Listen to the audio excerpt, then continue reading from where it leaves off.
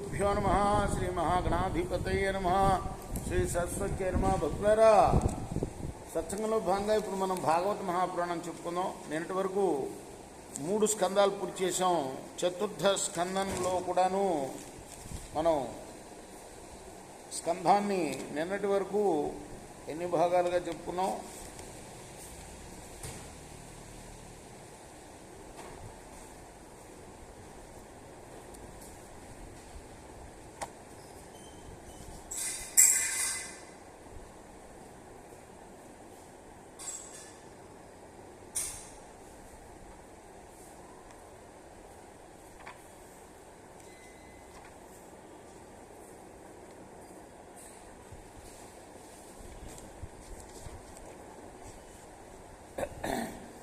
7 భాగాలుగా చెప్పుకున్నాం. ఈ రోజున 8వ భాగాన్ని ప్రారంభం చేద్దాం. ప్రారంభించే ముందు వ్యాస భగవాను ప్రార్థన చేసుకుందాం. వ్యాసాయ విష్ణు రూపాయ వ్యాస రూపాయ విష్ణవే నమో వై బ్రహ్మనిదే వాసిష్ఠాయ నమో నమ. సమర్థద్గురు సాయినాథ్ మహారాజ్ కీ జై. మీ భార్యను కావటం వల్ల నాకు సత్కారం జరగదని అంటున్నారు. మీ ఇద్దరికీ అంతటి విరోధం ఎలా సంభవించిందని నువ్వు ప్రశ్నింపవచ్చు. వివరిస్తాను, విను. అహంకారము దోషం లేనివారు కావడం చేత సజ్జనులకి గొప్ప కీర్తి లభిస్తుంది. అట్టి కీర్తి తమకు దక్కాలని కొందరు కోరుకుంటారు. కానీ వారు అసమర్థులు కావడం వల్ల వారికి ఆ కీర్తి రాదు. అంచేత మనస్సులో ఈర్ష్య అనే అగ్ని చేత కుత ఉడికిపోతారు. భగవంతుడైన విష్ణుమూర్తిపై రాక్షసులు పగన పెంచుకున్నట్లు కారణం లేకుండానే దుర్జనులు సజ్జనులపై అసూయ పెంచుకుంటూ ఉంటారు. మీరు ఆయన్ను అనగా మా తండ్రిని చూచి కూడా లేచి ఎదురు వెళ్ళి నమస్కరించలేదు. అందువల్ల అవమానం భరించలేక పగ పెంచుకున్నాడు అని నువ్వు ఒకవేళ అంటావేమో. లోకంలో సామాన్య జనులు ఒకరినొకరు ఎదురు వెళ్ళి నమస్కారం చేసుకుంటారు. ప్రాజ్ఞులైన వారు భగవంతుడు సర్వాంతర్యామి నిత్య పరిపూర్ణుడు కాబట్టి శరీరంతో చేసే నమస్కారం తగదని భావించి ఆయన్ను ఉద్దేశించి మనసులోనే నమస్కారం చేస్తారు. అంతేగాని దేహాభిమానం గల పురుషులకు శరీర నమస్కారం చేయరు. అందువల్ల నేను కూడా భగవంతుడు కేవల సత్వగుణ సంపన్నుడు, అంతరంగంలో నిరంతరం నిండి ఉండేవాడు అయిన వాసుదేవుడికి నా హృదయంలో ఎప్పుడూ నమస్కరిస్తూ ఉంటాను. శివుడు చెప్తున్నాడు ఎవరికి? సతీదేవికి. ఏ పాపం ఎరగని నన్ను పూర్వం ప్రజాపతులు చేసే యజ్ఞంలో నీ తండ్రి నిందించి పరావహించాడు. అందువల్ల నీ తండ్రి దక్షుడు నన్ను నిష్కారణంగా ద్వేషించి నాతో విరోధం కొని తెచ్చుకున్నాడు.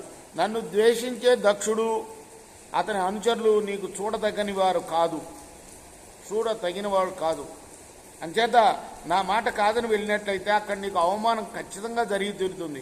లోకంలో బంధువుల చేత గౌరవం పొందకుండా అవమానం పొందడం మరణంతో సమానం అని ఈ విధంగా పలికి శంకరుడు సతీదేవిని హెచ్చరించి ఆ తర్వాత పొమ్మని అనుజ్ఞయిస్తే అక్కడ అవమానం జరిగి హాని కలుగుతుందని, పోవద్దని అడ్డు పెడితే సతీదేవి మనసుకు కష్టం కలుగుతుందని తన మనసులో భావించి ఏమీ చెప్పకుండా కామ్గా మౌనంగా ఊరుకున్నాడు. తన బంధుమిత్రులను దర్శించాలనే కుతూహలం సఫలం కాకపోవటం వల్ల సతీదేవి మనసులో దుఃఖం పొంగి పొర్లింది.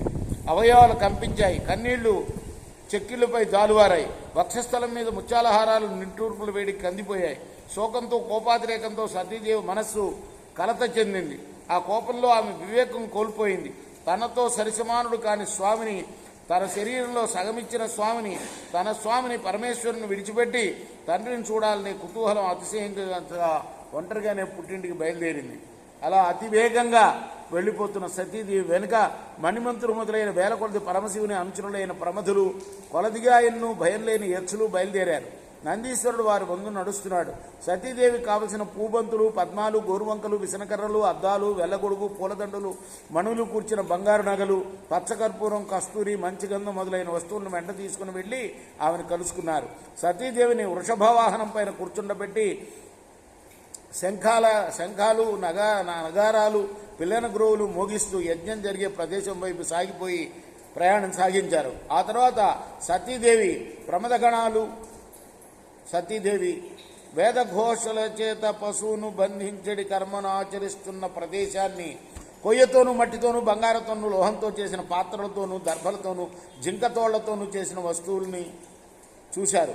మిన్నుమిట్టుతున్న వేదఘోషలు ఒకచోట, బంధించి ఉంచిన యజ్ఞ పశువును ఒకచోట, యథాస్థానంలో ఆశీనులైన మునులను ఒకచోట, దేవతలను హోమాలు చేస్తున్న వారిని వైభవం జరుగుతున్న యజ్ఞం కోసం ఉన్న యజ్ఞశాలను చూసింది ఆ సతీదేవి. ఆ తర్వాత అందులో ప్రవేశించిన ఆ సతీదేవిని చూడగానే తల్లి, తోబుట్టువులు, సోదరులు అనురాగంతో ఆదరించారు. సభలో ఉన్న తక్కిన వారందరూ కూడా దక్షునికి భయపడి ఆమెను ఆదరంతో గౌరవించకుండా ఊరుకున్నారు. తల్లి, పినతల్లు సతీదేవిని కౌగిలించుకొని ఆనంద భాష్పాలు కారుస్తూ గద్గస్వరంతో అమ్మా క్షమ అని అడిగారు. అప్పుడు సతీదేవి తండ్రి వైపు తలెత్తి చూడకుండా అతను అవమానించడం వల్ల